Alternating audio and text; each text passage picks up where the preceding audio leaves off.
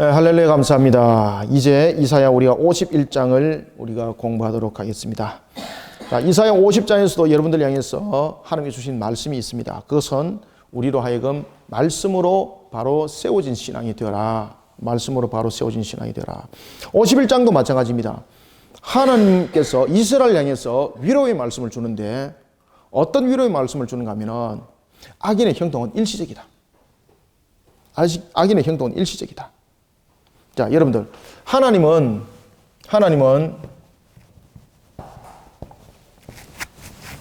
천지 만물 창조할 때에 그 하나님이, 자, 창조 때에 이 하나님이 지금 이사야 선지자가 있는 이 시대에 이 하나님과 동일한 하나님일까요? 아니면은 하나님이 세월을 살아왔기 때문에 그 연수에 의해서 나이가 많이 들었을까요?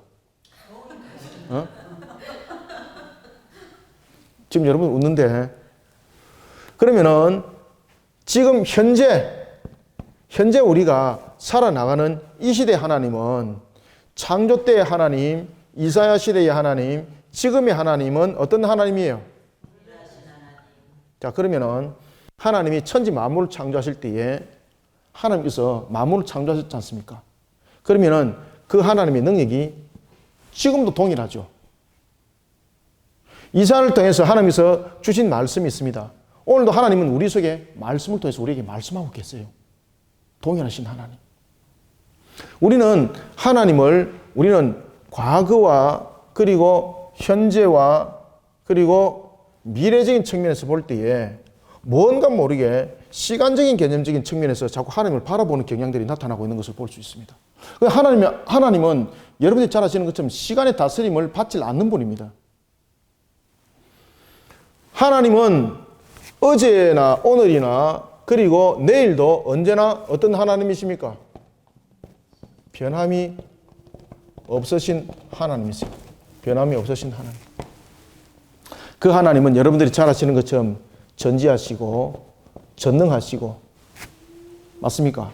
무소부재하시고, 오늘도 그 말씀을 이루시고, 이스라엘 백성들하고 언약을 맺은 것은 하나님께서 잘 이루시는데 왜 내게는 그 말씀을 안 이루실까? 과거의 하나님, 지금의 나에게 똑같이 적응해 주세요. 이건 여러분 하나님을 바로 알지 못하는 것이죠. 과거의 하나님, 그리고 미래 하나님은 없습니다. 하나님은 언제나 현재 하나님이세요. 과거의 하나님이 아니라, 미래의 하나님이 아니라, 과거와 현재와 미래는 우리의 시간적인 계산적인 방법에서 봤을 때입니다. 따라서 우리가 하나님께서 이루고자 하는 그 뜻은 우리가 세상을 살아갈 때에 세상적인 시간적인 개념적인 측면에서 우리의 날이 1000년이라도 하나님의 시간에서는 하루라는 계산, 1000년이라는 계산 없습니다. 오늘 본문에도 보면은 그런 이야기를 하고 있습니다. 과거의 내용들을 비춰보면서 하나님께서 말씀하십니다.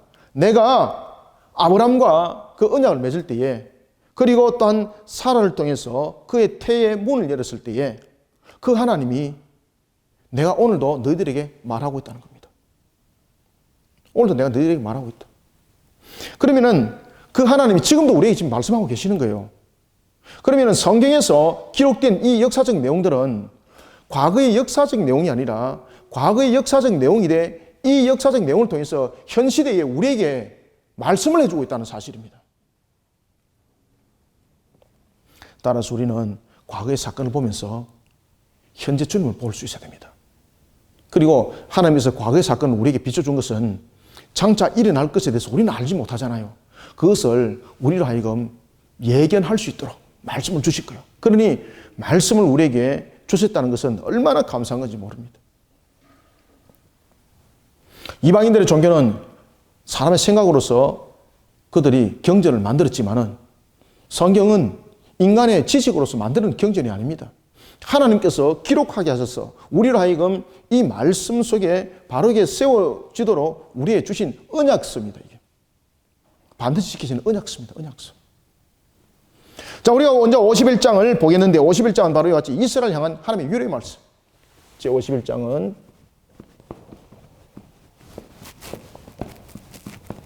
이스라엘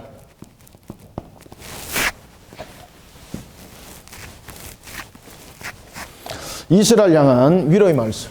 이스라엘 향한 위로의 말씀. 자, 이스라엘 향한 위로의 말씀은 무엇일까요? 악인은 어떤 경우도 그 형통함이 영원하지 못하다. 그러니 이 위로의 말씀은 악인의 형통입니다. 악인의 형통이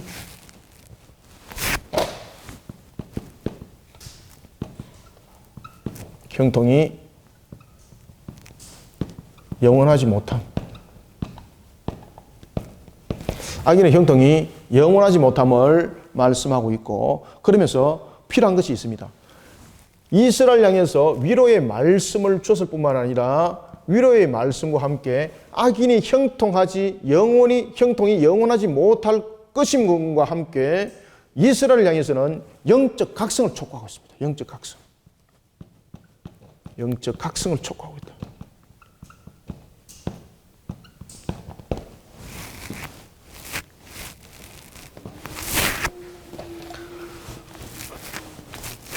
악인이 형통한 것을 보게 되면은 그 형통한 길로 가고 싶지 않습니까? 세상적인 측면에서 A가 잘 되고 있고 A가 잘 되는 그 일들을 하면은 나도 잘 될 수 있다는 확신이 있으면은 따라가고 싶지 않습니까? 그런데 A가 하는 일이 편법이었고 불의한 일이었고 사기치는 일이었습니다. 하나님의 정의와 공의에 벗어나는 것이 됩니다. 그 영적 각성을 촉구하는 거예요. 악인의 형통에 대해서 영원하지 못하다는 것은 바로 뭔가 하면 악인이 잘 됐다고 그 길을 따라가는 자 되지 말라는 이야기입니다. 여기서 말하는 악인이라는 것은 말 그대로 하나님의 법을 벗어난 자들, 세상 속에 불의 속에 세상의 짝하에서 하나님의 말씀 속에 들어오지는 않았지만 세상의 법으로 따지면 합법인 것들이 많죠. 그럼에도 불구하고 우리는 하나님의 법의 거울에 비춰봤을 때에 그것이 아니면은 그들과 함께 하지는 말아야 되는 것입니다. 그래서 영적 각성을 촉구를 하는 겁니다. 영적 각성을. 이스라엘에게 영적 각성을 촉구. 자, 오늘 우리가 본문을 이제 보겠습니다. 내용이 조금 길죠. 우리가 한번 빨리 읽어보면서 내용들을 보겠습니다. 자, 1절부터 3절까지 함께 읽습니다. 시작. 을을 따르며 여호와를 찾아 구하는 너희는 내게 들을지어다. 너희를 떠낸 반석과 너희를 파낸 우묵한 구덩이를 생각하여 보라. 너희의 조상 아브라함과 너희를 낳은 사라를 생각하여 보라. 아브라함이 혼자 있을 때에 내가 그를 부르고 그에게 복을 주어 장성하게 하였느니라. 나 여호와가 시온의 모든 황폐한 곳들을 위로하여 그 사막을 에덴 같게 그 광야를 여호와의 동산 같게 하였나니 그 가운데에 기뻐함과 즐거워함과 감사함과 창화하는 소리가 있으리라. 아멘. 을을 따르며 여호와를 구하는 너희는, 이거는 무슨 이야기입니까? 영적 각성을 지금 촉구하고 있는 거죠. 을을 따르며 여호와를 구하는 너희는 내게 들을지어다. 다른 곳에 듣는 것이 아니라 하나님께 들으라는 이야기입니다. 그러면서 하나님께서 말씀하십니다. 너희를 떠낸 반석과 너희를 파낸 우묵한 웅덩이를 생각하라. 하나님께서 그들을 피난처를 만들어주시고, 그리고 또한 그들을 도우신 하나님을 기억하라는 이야기였고, 또 하나는 뒤에 이제 아브라함의 내용과 사라의 내용들을 통해서 여기서 떠낸 반석과 또한 파낸 우묵한 웅덩이는 무엇을 또한 비유를 하고 있습니까? 아브라함과 사라를 가리키고 있는 거죠. 아브라함과 사라를 하나님께서 어떻게 했다는 이야기입니까? 그들에게 하나님께서 보호처가 되어주시고, 또한 그들을 하나님은 도우시는 하나님이 됐다는 얘기죠.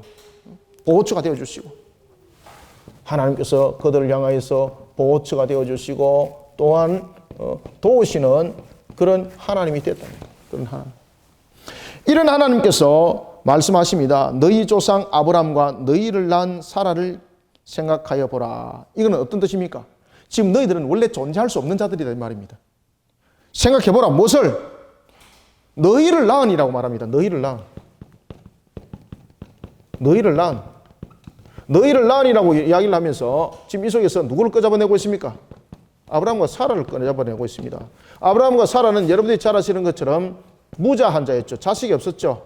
그죠? 자식이 없었죠. 사람의 능력으로서 자녀를 얻을 수 없는 그런 처지와 형편 속에 놓여있던 사라. 그러니 너희를 낳은 자라는 것을 통해서 어떤 이야기를 하고 있는가 하면은 너희는 어떤 관계 속에서도 너희가 반드시 깨달아야 될 것은 하나님의 은혜 가운데에 너희는 이 땅에 지금 존재하는 자라는 것을 잊지 말라는 겁니다. 너희의 존재를 알아라는 겁니다. 너희의 존재. 너희를 낳은 자는 누군가? 아브라함과 사라라는 이야기죠. 그러면 아브라함과 사라는 그 당시에 이삭이라는 아들을 낳고 이 이삭이라는 아들이 에서와 야곱이라는 아들을 낳고 이 야곱을 통해서 여러분들이 12아들들이 낳아지게 되는 것이고 이것이 이스라엘이라는 하나의 민족을 형성하게 되는 것이죠. 이것을 생각하라는 이야기입니다. 이것을 생각할 때에 제일 먼저 누구를 생각하는 이야기입니까? 야곱은 여러분들 잘 아시는 것처럼 두 아내와 그리고 두 여종을 통해서 12아들을 낳았습니다. 이삭도 하나님으로부터 그가 자녀를 낳을 때에 이삭이 그 자녀를 낳을 때에 여러분들 잘 아시는 것처럼 에서와 야곱을 낳습니다. 그죠? 쌍둥이를 낳습니다. 그러나 아브라함과 사라는 자녀를 낳지 못했습니다. 자녀를 낳지 못했고 아브라함은 사라와 함께 그 나이가 100이 됐을 때 90이 됐을 때에 그때에 자녀를 놓을 때에 임신에 관해서 이야기했을 때에 아브라함도 웃었고 사라도 웃었습니다. 임신이 불가능하고 나도 임신이 불가능하고 우리 남편도 남자로서의 구실을 할 수 없다. 그런데 어떻게 우리가 아이를 낳을 수가 있단 말인가? 웃었죠. 그때 하나님께서 반드시 내가 너희들에게 씨를 주리라 라면서 그 웃음이라는 뜻의 이삭이라는 이름까지 줬죠. 지금 이것을 기억하라는 이야기입니다. 너희들의 존재는 원래 없었다는 겁니다. 너희들의 존재는 세상적인 측면으로 말해도 너희들의 존재는 원래 존재하지 않았다. 내가 너희들을 존재케 했다는 겁니다. 그러니 오늘도 우리는 과거의 아브라함과 사라의 축복을 통해서 그 축복이 언제까지 임한다? 현재도 말입니다. 그러면 하나님께서 앞에 제가 이제 말씀드렸던 것을 제가 지워버렸는데 아브라함과 사라를 하나님께서는 어떻게 하셨습니까? 그렇죠. 아브라함과 사라를 축복한 것처럼 지금도 내가 어떻게 한다? 그렇죠. 너희들을 축복한다. 과거의 하나님으로서 끝난 것이 아니라 현재 하나님. 언제나 하나님은 어떤 하나님이다? 그렇죠. 동일하신 하나님. 지금 이것을 강조하고 있는 거죠. 하나님께서. 동일하신 하나님. 그러니 내가 아브라함과 사라에게 축복했고 그리고 시절이 지나서 너희들은 축복하지 않았고 내 마음이 변했어. 이런 것이 아니라 동일하신 하나님. 다시 말하면 불변하시는 하나님께서 어떤 말씀을 하세요? 내가 아브라함을 향해서 축복한 것은 아브라함만의 축복이 아니라 그 후손들 향한 축복이 그 속에 함께 있다는 거죠. 하나님께서 말씀하십니다. 2절 너희의 조상 아브라함과 너희를 낳은 사라를 생각하여 보라. 아브라함이 혼자 있을 때에 내가 그를 부르고 그에게 무엇을 줘서 복을 주어 장성하게 하였느니라. 그러면은 아브라함에게 줬던 그 복을 통해서 장성함은 결국은 어디로 이어졌습니까? 민족으로 이어진 겁니다. 이스라엘 민족으로 장성한 그 복은. 그러면 하나님께서 아브라함을 통해서 약속하신 그 말씀에 이스라엘 민족은 실현이라는 거예요. 실현. 다시 말씀드리면은 아브라함과 사라를 통해서는 하나님께서 축복을 말씀을 하셨다면은 이스라엘은 그 축복에 대한 무엇을 말하고 있습니까? 열매입니다. 열매입니다. 그 저주가 아니죠. 열매라는 거죠. 그러면은 이스라엘은 어떤 자들이 되어야 되겠습니까? 말 그대로 하나님 앞에 바르게 세워져야 되는 모습이 되어야 되는 거죠. 그런데 이들이 세상을 부려하는 거예요. 세상을. 세상의 그런 악인의 형통을 보지 말라는 겁니다. 그러면서 하나님께서는 영적 각성을 촉구할 때에 어제나 오늘이나 내일이나 언제나 불변하신 하나님, 동일하신 하나님, 그 하나님이 아브라함을 축복해서 너희들의 민족을 만들었던 것처럼 내가 아브라함을 통해서 약속한 그 말씀 반드시 이룬다. 그리고 내가 너희들에게 약속한 그 말씀 반드시 이루어진다. 이런 부분에서 지금 영적 각성을 촉구시키고 있는 겁니다. 믿음을 가지라는 이야기입니다. 믿음을 가지라. 과거에 아브라함과 사라에게 축복하신 여호와께서 현재 이스라엘 자손들에게도 동일하게 축복할 것을 약속한 것이 있는데 그것이 바로 3절입니다. 따라서 3절에 보면은 어대같이 에덴 같게 그리고 무엇같이 여호와의 동산 같게 에덴 같게 여호와의 동산 같게 이것은 무엇입니까? 기쁨이 있는 거죠. 그리고 하나님의 지키심과 보호하심이 있는 울타리를 말하고 있는 거죠. 그 축복은 하나님께서 부어주신 그 축복은 바로 하나님께서 약속을 일으킨 그 축복은 하나님의 말씀 속에 그들이 지켜가면서 이스라엘은 누려나간다는 겁니다. 3절 말합니다. 나 여호와가 시온의 모든 황폐한 곳을 위로하여 그 사막을 무엇 같게? 그렇죠. 에덴 같게 한 거죠. 그러면은 세상 사람들이 눈으로 볼 때는 불가능성이죠. 사막을 어떻게 여러분들 에덴 같게 합니까? 누구의 능력으로 할 수 있는 겁니까? 하나님 외에는 할 수 없다는 거죠. 그래서 전능성에 대해서 이야기를 하고 있는 거죠. 도우시는 하나님, 보호자가 되시는 하나님의 그 전능성에 관해서 내가 너희를 축복해야 했고 그 결과 열매가 나타나는 것처럼 누가 사막을 에덴 같게 하는가? 오직 하나님 한 분만이. 그리고 또한 누가 여호와의 동상 같게 하는가? 하나님만이. 그리고 그 가운데 기쁨과 즐거움과 감사함이 함께 있으리라. 있으리라. 자, 4절부터 6절까지 읽습니다. 시작. 내 백성이여 내게 주의하라. 내 나라여 내게 귀를 기울이라. 이는 율법이 내게서부터 나갈 것임이라. 내가 내 공의를 만민의 빛으로 세우리라. 내 공의가 가깝고 내 구원이 나가선적 내 팔이 만민을 심판하리니 섬들이 나를 앙망하여 내 팔에 의지하리라. 너희는 하늘로 눈을 들며 그 아래의 땅을 살피라. 하늘이 연기같이 사라지고 땅이 옷같이 헤어지며 거기에 사는 자들이 하루살이같이 죽으려니와 나의 구원은 영원히 있고 나의 공의는 패하여 지지 아니하리라. 아멘. 내 백성이여 어떻게 하라? 지금 여기서 4절에서 중요한 단어를 쓰고 있습니다. 그것은 무엇인가 하면은 주의하라, 기울이라, 공의를 세우라는 겁니다.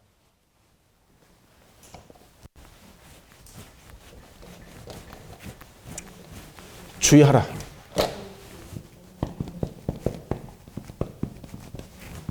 그리고 여기 보면은 기울이라. 그리고 공의를 세워라.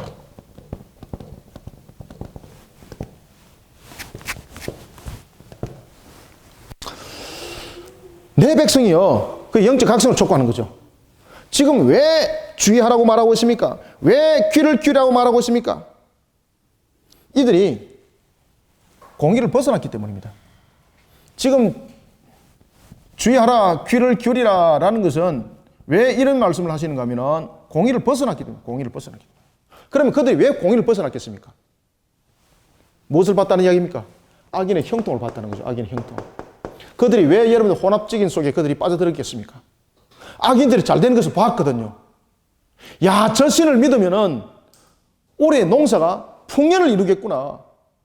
이방인들이 여러분들 바알과 아세라를 섬기는데 보니까 이거 한나라 농사를 지었는데 자기들이 농사 지은 것보다도 더 크게 풍년이 일어나는 거예요. 그 비법이 보니까 야, 저 신을 잘 섬기니까 그렇더라. 그러니까 야, 저 신을 우리도 섬기면은 그런 그 신으로부터 우리가 동일한 은혜를 받겠구나. 주의하라. 귀를 기울이라. 모든 축복은 누구로부터 말미암는다. 그리고 하나님께서 말씀하십니다. 너희는 귀를 기울이라. 너희들은 이미 존재하지 못할 자들이었다. 그러나 내가 너희들을 존재하게 만들었다. 그러면은 있게 하시는 분, 생명을 주시는 분, 지켜보시는 분, 이 모든 것들을 능히 이루시는 분은 누군가? 하나님이라는 것입니다. 그러면 하나님께서 말씀하실 때에 왜 그러면 우리에게 날마다 풍성한 것으로만 안 주는가라고 말할 수도 있습니다. 그러나 하나님은 여러분 잘 아시는 것처럼 우리에게 날마다 풍성한 것을 통해서 우리가 하나님을 보지 못하는 것보다는 차라리 가난하게 해서 하나님을 보게 우리는 만드는 것이 우리의 복입니다. 따라서 우리가 누가복음에도 보면은 물질의 불의한 물질을 가지고 부자가 되어서 하나님을 보지 못하는 자가 되지 말고 차라리 그런 불의한 물질을 거부하여서 잠언 30장 아구리의 그 이야기를 딱 하죠. 잠언 3장의 아구리의 기도처럼 차라리 불의한 물질을 거부하여서 가난한 자가 되어라. 그것이 누구였습니까? 그것이 여러분들이 잘 아시는 것처럼 거지 나사로 사건이었죠. 그는 부자 집 앞에서 나중에 굶어서 죽습니다. 그런데 그가 천국에 갔습니다. 무엇 때문에요? 굶어 죽었기 때문에 보상적인 측면에서 천국에 갔습니까? 아닙니다. 그는 충분히 자신의 생명을 영위하기 위해서 담을 넘어서 훔쳐서 먹을 수도 있었습니다. 그렇죠. 그런데 그가 거지 나사로가 왜 누가복음에 있는 심령이 가난한 자, 다시 말하면 불의한 물질을 취하지 않는가 하면 그는 차라리 생명의 연장을 위해서 하나님의 말씀을 떠나서 불의한 물질을 취하여서 내 생명을 연장시키기보다는 하나님의 말씀에 오히려 나는 순종하기를 원한다. 그런 거짓 나사로가 여러분이 잘 아시는 것처럼 진짜 복을 천국에서 누리잖아요. 우리의 진짜 참복은 여러분들 천국에서 있는 겁니다. 그러니 내 백성이여 내게 주의하라. 미래의 심판에 대한 공의를 말하고 있는 거죠. 주의하라. 내 나라에 무엇을 기울이라? 귀를 기울이라. 이것은 다시 말씀드리면은 미래의 대심판을 통한 하나님의 공의가 어떻게 수립될 것인지, 그리고 진정한 그 복들이 어떻게 임할 것인지 보라는 이야기입니다. 그때 귀를 기울이라. 이는 율법이 네게서부터 날 것임이라. 내가 내 공의를 만민의 빛으로 세우리라. 아멘. 그리고 또한 5절과 6절에 보면 이렇게 말합니다. 내 공의가 각받고 내 구원이 나갔은 자. 이 공의를 세우라는 거죠. 이 공의를 세우라는 것은 울타리를 만들어라는 얘기입니다. 울타리를. 어떤 울타리를? 그렇죠. 하나님의 말씀을 지켜 준행하는 자들이 되라는 이야기입니다. 그러니 저와 여러분들이 우리가 어떤 관계 속에서도 가식의 신앙의 모습들이 나타나서는 안 됩니다. 남들 의식하지 마시길 바랍니다. 세상을 살아가면서 남을 의식을 안 할 수는 없는 거지 않습니까? 그런데 남을 의식을 하다 보면은 어떻게 되는가 하면 만들어지는 신앙들이 되기 시작합니다. 만들어지는 신앙이. 그것도 우리 다 훈련인 거예요. 정말로 우리가 필요한 것들은 뭔가 하면은 가식의 신앙이 아니라 주님과 함께하는 신앙들이 되어야 되는 겁니다. 나사로 보십시오. 그가 여러분들 담을 넘어서 훔쳐먹을 수 있었습니다. 나사로가 능력이 없어서 굶어 죽었다고요? 그러니까 그가 얼마나 무능했으면은 그 굶어 죽을 수밖에 없었을까? 그리고 한 측면에서는 그가 굶어 죽었기 때문에 하나님께서 보상적인 측면에서 천국에 살게 한다라고 말씀하시면 큰일 납니다. 만약에 그렇다면 하나님께서 그것을 성경에 실질 안 했습니다. 나사로는 바로 누가복음 6장의 주인공입니다. 불의한 물질을 취하기보다는 하나님의 영원한 복을 그는 선택했던 자입니다. 그러니 오늘도 4절과 5절에 그 이야기를 합니다. 내 공의가 각받고 내 구원이 나갔은저 내 팔이 만민을 심판하리니. 내 구원이 나갔다는 것은 무엇입니까? 내 공의가 나갔고 그 다음에 내 구원이 나갔다는 것은 어떤 말을 하고 있는 겁니까? 이건 필연적인 것을 말합니다. 필연적인 것.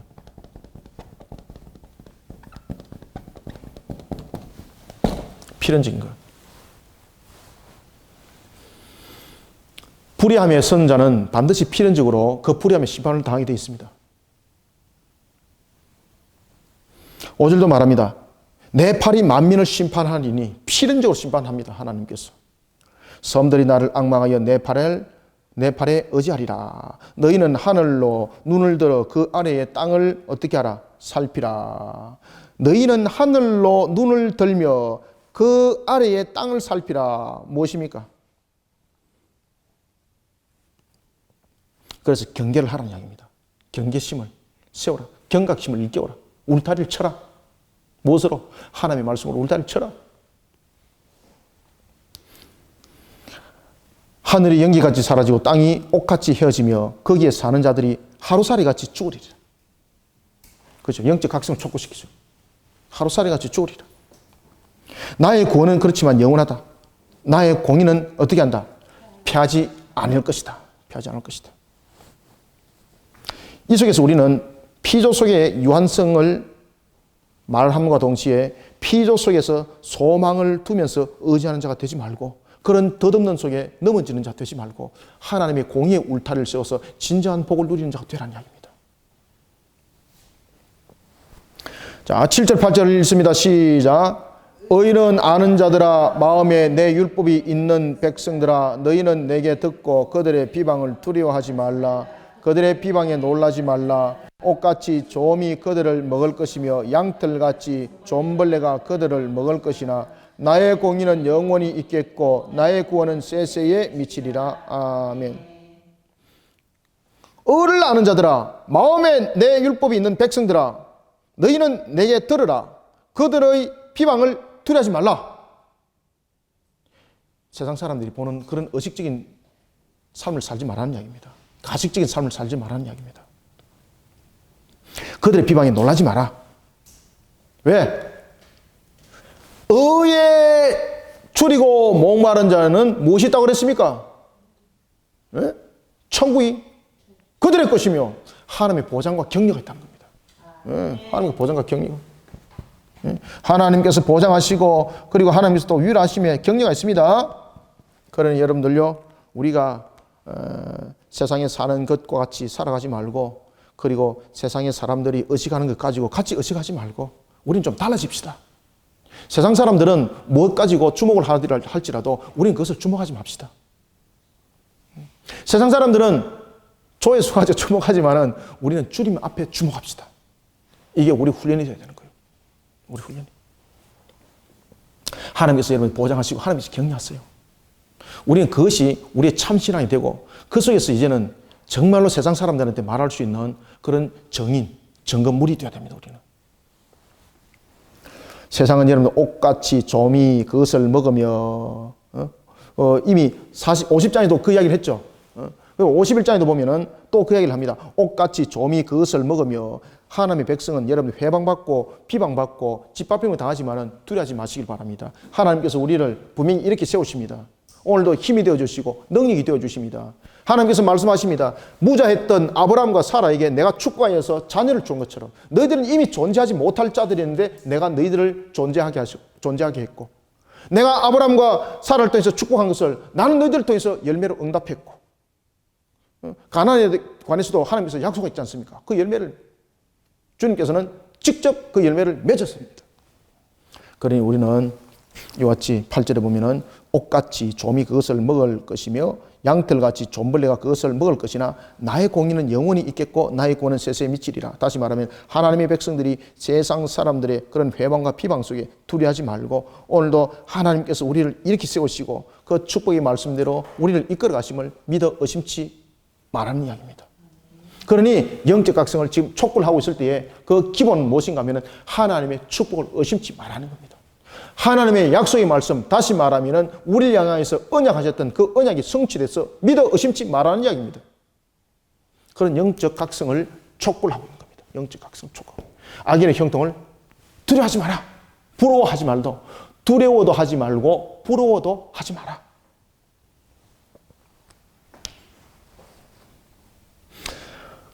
에, 9절부터 11절 읽습니다. 시작. 여호와의 팔이여 깨소서 깨소서 능력을 베푸소서 옛날 옛시대에 깨신 것 같이 하소서. 랍을 점이시고 용을 찌르시니가 어찌 주가 아니시며 바다를 넓고 깊은 물을 말리시고 바다 깊은 곳에 길을 내어 구속받은 자들을 건너게 하시니가 어찌 주가 아니시니까. 여호와께 구속받은 자들이 돌아와 노래하며 시온으로 돌아오니 영원한 기쁨이 그들의 머리 위에 있고 슬픔과 탄식이 달아나리이다. 아멘. 여호와의 팔은 무엇이죠? 여호와의 팔은 무엇입니까? 권능이죠. 여호와의 팔이 어떻게 합니까? 여호와의 팔이요 깨소서 깨소서. 깨는 것은 절박함을 말하고 있죠. 하나님의 그 정의와 공의 속에 세워진 자는 하나님께서 그를 반드시 여러분 회복시킵니다. 누구의 능력으로? 하나님의 권능으로. 하나님의 권능으로. 하나님의 권능으로. 그때 하나님은요 한 사건을 이제 말씀하고 있습니다. 그것은 바로 애굽의 사건이었습니다. 이스라엘 백성들이 애굽으로부터 벗어날 때에 누구의 능력으로 벗어났습니까? 그럼요. 홍해 바다를 건널 때에 누구의 능력으로 홍해 바다를 건넜습니까? 그럼요. 열장은 누구의 능력으로서 심판한 것입니까? 그럼요. 지금 그 이야기를 하는 겁니다. 그러니 하나님 믿어 의심치 말하는 겁니다. 그러니 세상의 형통을 불하지 말라는 겁니다. 그러니 세상을 의식하지 말라는 이야기입니다. 저도 부러워요. 저도 의식합니다. 이게 우리의 신앙의 훈련이 되어야 되는 겁니다. 만약에 이것이 우리가 부럽지 않고 이것이 만약에 완전히 구별됐다면 우리는 풀백입니다. 풀백. 완전 성화된 상태입니다. 그런데 우리는 이 땅에서 여러분들 완전 성화라는 자체가 메소디스트들이 이야기하는 것처럼 그런 플렉시즘이라는 완전주의가 완전 성화가 일어나지 않습니다. 그러니 우리에게는 여러분 성화 과정이라는 것이 있는 것이죠. 그리고 성화 과정 속에서 우리에게 영화라는 것이 있는 것 아니겠습니까? 그러니 세상 사람들 보면 부러워요. 그리고 또 다른 사람들 보면 시험 들기도 해요. 야, 저 사람이 내보다도 뭐 조금 뭐 조회가 많네. 들기도 해요. 아시겠습니까? 그런데 우리는 그것이 훈련입니다. 훈련. 그때에 하나님께서 말씀하십니다. 어떤 말씀을 하시는가 하면은 하나님의 팔이 우리에게 함께서 그 모든 것을 견뎌나가게 하고 이기게 한다는 겁니다. 그러면서 하나님께서 말씀하십니다. 홍해를 걷는 것을 기억해라. 이스라엘을 벗어난 것을 기억해라. 내가 바로의 머리를 깨뜨린 것을 기억해라. 그래서 9절에 보면은 그 이야기를 합니다. 바다의 괴물 라하, 애굽의 상징이죠. 그 다음에 중반절에 보면 용은 누굽니까? 애굽의 왕 바로죠. 애굽을 상징하고 있는 그런 우상 숭배들을 누가 깨뜨렸는가? 누가 깨뜨렸습니까? 하나님이. 용을 찌른 이 용은 누구라고 말했습니까? 애굽의 왕 바로를 말하고 있죠. 그를 누가 찔렀는가? 하나님. 그러면서 10절에 홍해 사건을 말합니다. 바다를 넓고 깊은 물을 말리시고 바다 깊은 곳에 길을 내어 구속받은 자를 건너게 하시니가 누군가? 그래서 10절은 홍해 사건을 말하고 있습니다. 그리고 9절은 어떤 내용을 다루고 있습니까? 열장을 다루고 있죠. 열장 사건. 그리고 10절은 바로 홍해 바다 사건. 이 두 사건들이 여러분들 잘 아시는 것처럼 전부 다 불가능한 상황들 속에서 일어난 사건들입니다. 세상에서 일어날 수 없는 사건들입니다. 이 사건들이 전부 다. 그러나 하나님께서 그 모든 것들을 일으키셨습니다. 세상을 주관하시는 하나님, 그 하나님께서 이와 같이 모든 것들을 이루시는 하나님, 이루셨습니다. 11절에도 보면 여호와께 구속받은 자들이 돌아와 노래하며 시온으로 돌아오니 영원한 기쁨이 그들의 머리 위에 있고 슬픔과 탄식이 달아나리라. 당면한 그런 질곡 가운데서도 하나님의 구원하심이 그 관계를 뛰어넘습니다. 오늘도 하나님의 능력이 우리의 당하고 있는 환경과 모든 형편들을 뛰어넘습니다. 그러니 오늘도 여러분들 항상 우리가 당하는 속에 정말 우리가 세상을 살아가면서 악인의 형통 보이고 환경과 형편 속에서 넘어지기도 합니다. 저도 그렇습니다. 그게 우리의 모습입니다. 그렇지 않다면 그건 가짜입니다. 그래서 우리에게 성화 과정이 있는 거예요. 목사님은 안 넘어져서 좋겠다. 여러분들보다 더 많이 넘어집니다. 얼마나 시험도 더 많이 받는지 모릅니다. 여러분들 가지 많은 나무 바람 잦을 날 없다는 이야기 들어보셨습니까? 그거 딱 맞습니다. 여러분들은 여러분들의 삶의 관심이지만은요, 저는 저 혼자의 모습이 아니라 모든 성도들 다 담고 있는 거예요. 모든 성도들 다 담고 있는 거예요. 제가 여러분 새벽에 기도를 1시간, 2시간씩 할 때 대부분 다 성도들을 위한 기도를 하는 거예요. 그 문제를 가지고 기도를 하는 거예요. 여러분들은 여러분들의 기도 제목 가지고 기도를 하시는데 저는 대부분 다 성도들의 기도 제목 가지고 기도를 하는 거예요.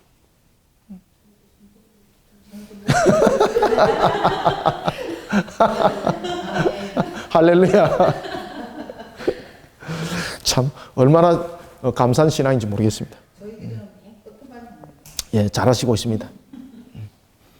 그러니까 여러분들 기도하시다 보면요, 관심이 갈 수밖에 없어요. 기도한다는 것은 관심이 있을 수밖에 없는 거예요, 여러분들. 하나님께서 말씀하십니다.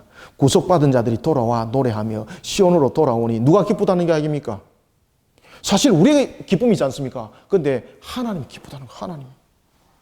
하나님이 얼마나 그것을 원하겠어, 그죠? 제게 무엇이 제일 큰 기쁨인가 하면 우리 성도들이 잘 되는 것이 가장 큰 기쁨이에요. 목회를 안 할 때는 모르는데 목회를 일을 하다 보니까, 특히 개척하다 보니까 우리 성도들 한 사람 한 사람 사람들이 너무나도 힘들고 어렵지 않습니까? 그래서 성도들이 힘들면 내가 더 힘든 거예요. 그 성도들이 아프면 제가 더 아픈 거예요, 제가. 짓눌리고 제가 온종일 제가 힘이 들어요, 제가. 그런데 성도들이 회복되고 성도들이 야, 목사님 하나님께서 이렇게 도우시네 이러면요, 저한테 돌아오는 것은 없는데 얼마나 기쁜지. 하나님은 여러분 얼마나 더 기쁘겠습니까? 그 하나님께서는 우리를 얼마나 축복해서 열매로 만들어가고 싶겠어요, 그죠? 그래서 우리의 영적 각성을 촉구시키는 겁니다. 영적 각성. 11절은 말합니다. 슬픔과 탄식이 어떻게 하리라? 달아나리라. 달아나리라. 자, 이제 12절부터 13절 두 절을 읽고 또 보겠습니다. 시작. 이르시되 너희를 위로하는 자 나 곧 나이니라. 너는 어떤 자이기에 죽을 사람을 두려워하며 풀같이 될 사람의 아들을 두려워하느냐? 하늘을 펴고 땅의 기초를 정하고 너를 지은 자 여호와를 어찌하여 잊어버렸느냐? 너를 멸하려고 준비하는 저 학대자의 분노를 어찌하여 항상 종일 두려워하느냐? 학대자의 분노가 어디 있느냐? 아멘. 12절은 어떤 이야기를 하고 있습니까? 하나님만이 위로자는 것을 네가 깨달아라는 겁니다. 그러니 하지 말라. 그리고 풀같이 될 아들을 두려워하지 말라. 악인의 형통을 부러워하지 말고 악인의 형통을 두려워하지 말라는 겁니다. 누가 땅의 기초를 정했습니까? 누가 너를 지었냐 물어보지 않습니까? 이거 누구를 향한 마치 하나님의 음성 같습니까? 욥기에서 보면 하나님께서 그렇게 말씀하시죠. 누가 너를 지었느냐? 누가 땅을 지었느냐? 대답은 하나님밖에 없는 거예요. 누가 저 백향목 꼬리와 같은 저 공룡을 만들었는가 창조했는가? 라고 말하니까 욥이 만든 적 있습니까? 아니요, 하나님이요. 내가 천지 만물을 만들 때 네 어디 있었냐? 없었거든. 그 나중에 보니까 대답은 전부 다 보니까 하나님밖에 없는 거야. 하나님밖에. 그러면서 욥이 무엇을 깨닫습니까? 자신이 하나님 앞에 얼마나 부끄러운 신앙으로 서는지를 깨닫고 통회하면서 회개하는 거예요. 영적 각성을 일으켰죠, 하나님이. 그런 영적 각성 속에 일어났던 욥을 하나님께서는 어떻게 하셨습니까? 갑절의 축복. 하나님은요, 우리를 축복하기를 원하시는 분이에요. 말 잘 들으면 주고 안 들으면 안 주고 이런 분이 아니죠. 바르게 세웠어. 네가 모든 것을 가져가라는 거예요. 오늘 이사야를 통해서도 그 이야기를 하고 있는 거예요. 그런데 그들이 영적 혼합주의 속에 그들이 빠져버려서 이 음성을 듣지 못하는 겁니다. 14절부터 15절, 16절을 읽습니다. 시작. 결박된 포로가 속히 놓일 것이나 죽지도 아니할 것이요 구덩이로 내려가지도 아니할 것이며 그의 양식이 부족하지도 아니하리라. 나는 내 하나님 여호와라. 바다를 휘저어서 그 물결을 뒤흔들게 하는 자이니 그의 이름은 만군의 여호와니라. 내가 내 말을 네 입에 어디 두고? 네 입에 뒀다는 거죠. 네 입에. 내 말을 네 입에 두고 또 읽습니다. 시작. 내 손 그늘로 너를 덮었나니 이는 내가 하늘을 펴며 땅의 기초를 정하며 시온에게 이르기를 너는 누구 백성이라? 내 백성이라 말하기를 위함이니라. 아멘. 하나님은 우리 향해서 말씀하십니다. 너는 내 백성이다. 내가 말함이라. 너는 내 백성이라.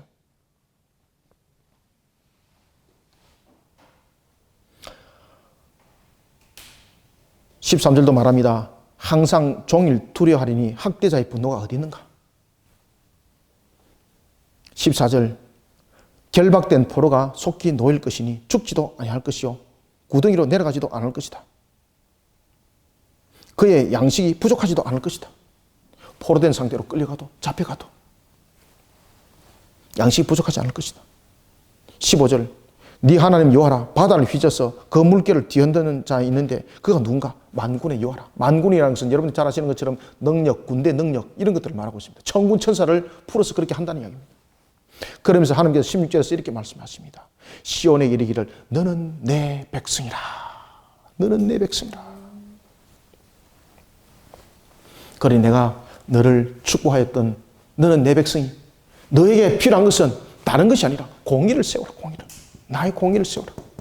나의 공의를 세워라. 울타리를 쳐라. 하나님의 말씀에 울타리를 쳐라. 그래서 영적 각성을 촉구하고 있는 거죠. 자, 17절부터 우리가 18절 두 절을 읽습니다. 시작. 여호와의 손에서 그의 분노의 잔을 마신 예루살렘이여 깰지어다 깰지어다 일어설지어다. 네가 이미 비틀거림치게 하는 큰 잔을 마셨다 비웃도다. 네가 낳은 모든 아들 중에 너를 인도할 자가 없고 내가 양육한 모든 아들 중에 그 손으로 너를 이끌 자도 없도다. 아멘. 자, 17절에 보면은 여호와의 손에서 그의 분노의 잔을 마신 예루살렘. 여호와의 손에서 그의 분노의 잔을 왜 마셨습니까? 그 영적 각성을 촉구하는 거죠. 악인의 형통을 보면서 혼합주의 종교 속에서 빠져버렸고 이런 속에서 그들에게 나타났던 것들은 바로 분노의 잔을 마시는 것이었습니다.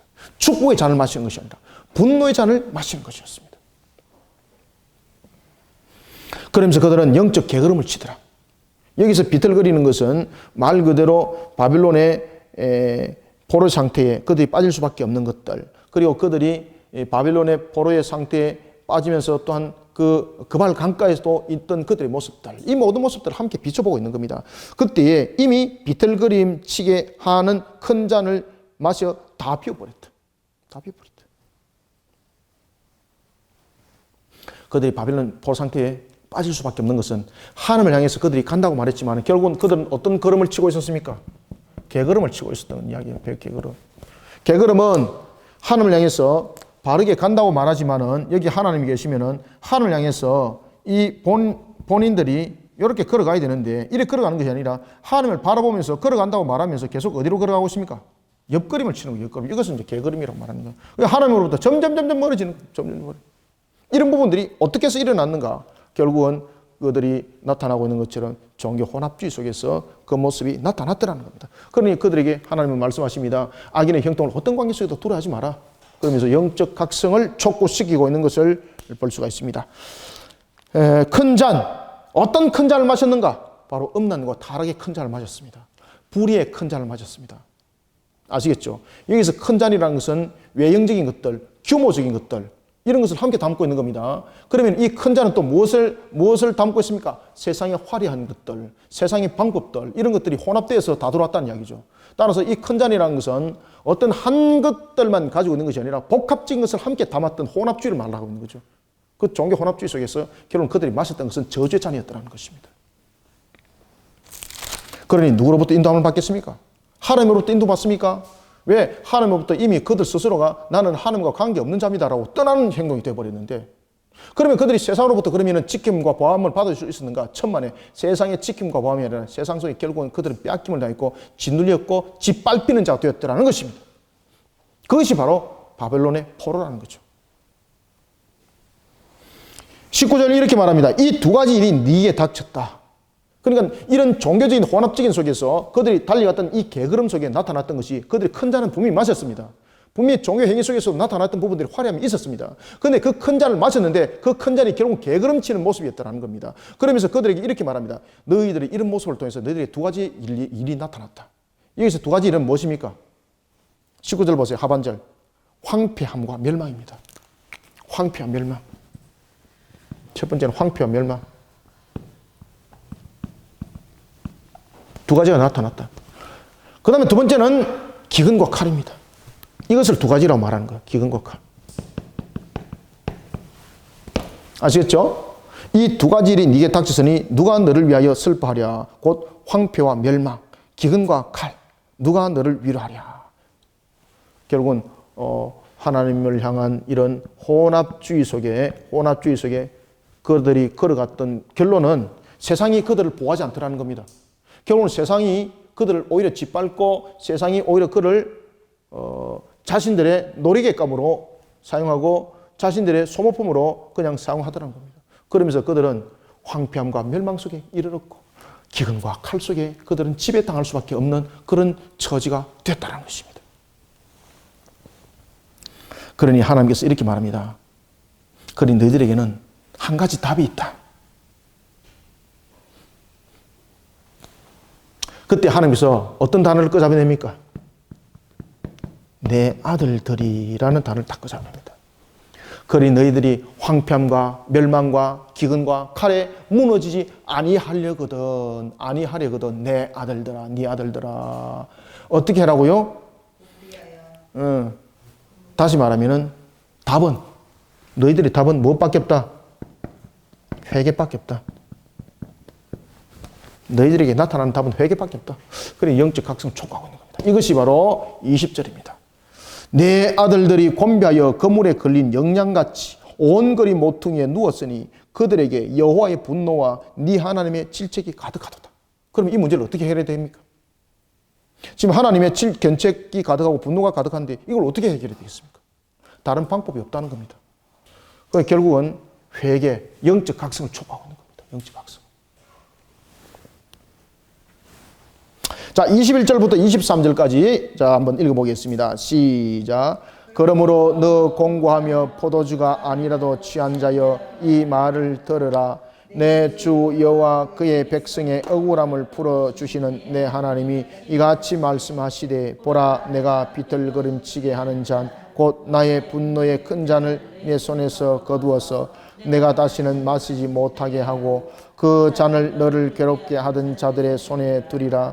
그들은 일찍이 내게 이르기를 엎드리라. 우리가 넘어가리라 하던 자들이라. 너를 넘어가리는 그들에게 내가 내 허리를 땅과 같게 길거리와 같게 하였느니라 하시니라. 아멘.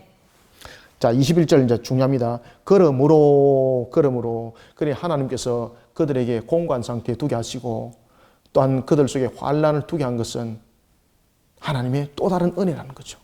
그러므로 너 공고하며, 여기서 공고하다는 것은 경제적인 문제죠. 경제적으로 아주 궁핍한 상태에 놓이지게 된다는 이야기죠. 너 공고하며 포도주가 아니라도 취한 자여 이 말을 들으라. 포도주가 아니라도 왜 취하게 되었습니까? 이미 종교적인 혼합적인 속에서 이미 그들은 어떤 관계 속에서도 바르게 지금 세울 수 없는 존재라는 것을 말하고 있습니다. 취한 자가 여러분, 그러면 바로 그럴 수 있습니까? 취한 자는 바로 갈 수가 없습니다. 항상 비틀거릴 수밖에 없는 거예요. 그러면 이 취한 상태를 취하지 않도록, 다시 말하면 깨어 일어나도록 만드는 방법밖에 없지 않습니까? 그리고 그에게는 더 많은 포도주가 필요하지 않다는 겁니다. 다른 양식이 필요하지 않다는 겁니다. 그것은 뭔가 하면 포도주로부터 깨어나는 것, 비틀거림으로부터 깨어나는 이 상태, 영적 각성입니다. 영적 각성. 영적 각성 운동이 참 중요하죠. 답은 오직 죄에 대한 진실한 회개밖에 없습니다. 이 말입니다. 20절이 이해가죠? 네. 그러면서 21절에서 그러므로 너 공고하며 포도주가 아니라도 취한 자의 이 말을 들으라. 22절에서 이렇게 말합니다. 네 주 여호와 그의 백성이 억울함을 풀어주시는 네 하나님이 이같이 말씀하시되 보라 내가 비틀거림 치게 하는 잔 곧 나의 분노의 큰 잔을 누구에서 거두며 네 손에서 거두어서 네가 다시는 마시지 못하게 하고 아멘. 이게 얼마나 여러분들 감사한 거예요. 그죠? 하나님의 은혜 베푸심이죠. 하나님께서 은혜를 베푸셔서 회개를 촉발시키는 것이 이게. 다시는 네가 그 비틀거리는 잔을 들지 못하게 하겠다. 이거는 무엇을 담고 있습니까? 하나님을 진노케 하는 비틀거리는 잔, 인위적으로 막을 수 없다는 겁니다. 답은 무엇입니까? 회개밖에 없다는 겁니다. 그래서 내가 너희들에게 그 환난을 허락했다는 겁니다. 바벨론 포로 왜 허락했다고요? 그들을 하여금 영적 각성을 위해서, 영적 각성을 위해서. 그들의 비틀거림을 일깨워야 되는데 그 비틀거림을 일깨우기 위해서는 다른 약이 효능이 없더라는 겁니다. 경제적으로 부강하게 되는 것 효능 없더라는 겁니다. 능력이 있어지는 것 효능 없더라는 겁니다. 먼저 죄를 자복하는 것 이것밖에 없더라는 거죠. 그래서 바벨론 포로 상태로 그들을 두게 될 수밖에 없는 것이고 이런 속에 하나님은 그들에게 영적 각성을 일깨워서 다시는 그들이 분노의 큰 잔을 들지 못하도록 막을 것이다.